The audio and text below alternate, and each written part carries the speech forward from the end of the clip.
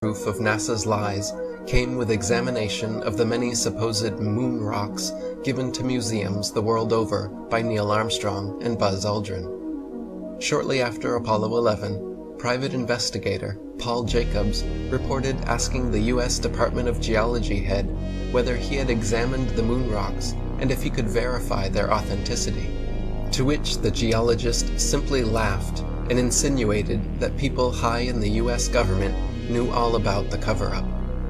More recently, in 2009, curators at Amsterdam's Rijksmuseum investigated their moon rock personally given to them by Armstrong and Aldrin in 1969, only to find that it was actually just a worthless piece of petrified wood from Earth. Computer enhancements done on images of the Earth taken from the moon reveal clear photo trickery. By gradually removing the hues comprising black from the backgrounds, a bright rectangular artifact appears around the Earth, proving it to be a composite image. For example, Apollo 11 6642, when manipulated in Photoshop, shows a distinct separation line where the Earth was added into the image. Another example is Apollo 17 image AS17 134 2471, which, when enhanced and edited, shows an unmistakable rectangular artifact around the Earth, proving it to be another doctored composite photograph. Another interesting video anomaly is discovered by playing NASA's Apollo footage at double speed, then watching the astronauts walking, running, jumping, or cruising around in their little dune buggy. Without the speed adjustment, there is a quote-unquote low-gravity illusion, as the astronauts seem to float, drift, and glide slowly and smoothly along. But once they are seen at 2 times speed, it becomes clear that they are in quote-unquote normal gravity, walking, running, jumping, and cruising at normal speeds. NASA simply reduced the play speed by 50% in post-production to achieve the desired effect. 15.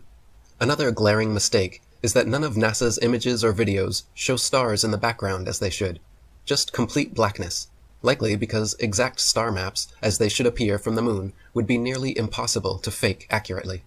The testimony of different astronauts on different missions in their autobiographies and interviews just muddies the waters even more, some of them bragging about the, quote, astonishingly brilliant light of the stars, and others saying that they, quote, don't remember seeing a single star while on the moon. Such inconsistent testimony, and the fact that none of NASA's moon pictures feature any stars anywhere in their appropriate positions, is yet more strong evidence of studio fakery.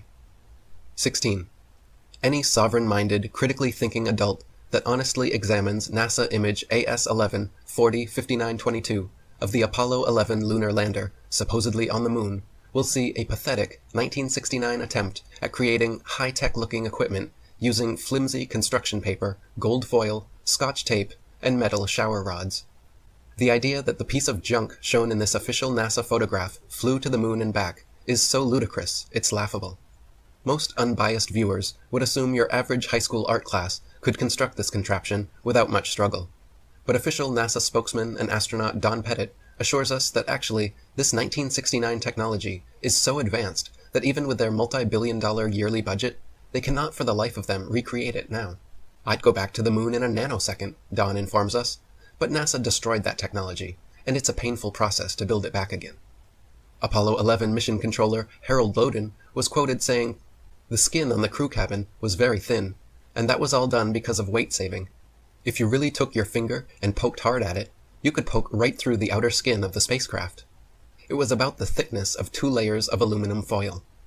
Project manager Thomas Kelly concurred, noting that the skin, the aluminum alloy skin of the crew compartment, was about 12/1000ths of an inch thick, equivalent to about 3 layers of Reynolds wrap that you would use in the kitchen.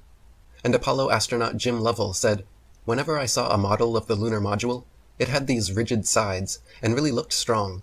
Turns out that external portions of the lunar module are actually made up of mylar and cellophane, and it's put together with Scotch tape and staples. We had to have pads on the floor because if you dropped a screwdriver, it would go through the floor." 17. Apollo 11 image AS11 405926 shows a close-up of the footpads of the lunar lander without a speck of dust on them and without a burn print or crater under its 10,000-pound thrusters, as if the LEM was just gently set down in place by an overhead crane. NASA scientists in their own documents were worried about the lander falling into its own massive burn radius, yet there it sits, with no burn print and spotless clean pads. Even the astronauts' boot prints made deep impressions in the ground, but somehow the lander's thrust of 2,500 newtons left not a trace, no blast hole, and no dust on the pads. 18. During the Apollo 11 mission, Richard Nixon made a historic phone call from Washington, D.C. to Neil Armstrong on the Moon, showing both men live on split-screen TV. AT&T Archives states that the call, quote, went from the Oval Office in Washington, D.C. to Houston, where it was routed into space via mission control through the capsule communicator. Even with today's far superior telecommunications technology, and at far shorter distances, there is a necessary delay, at least a few seconds in both directions. Yet when Nixon and Armstrong spoke, there was no discernible delay. All of the hard data, the telemetry data, 14,000 reels is missing.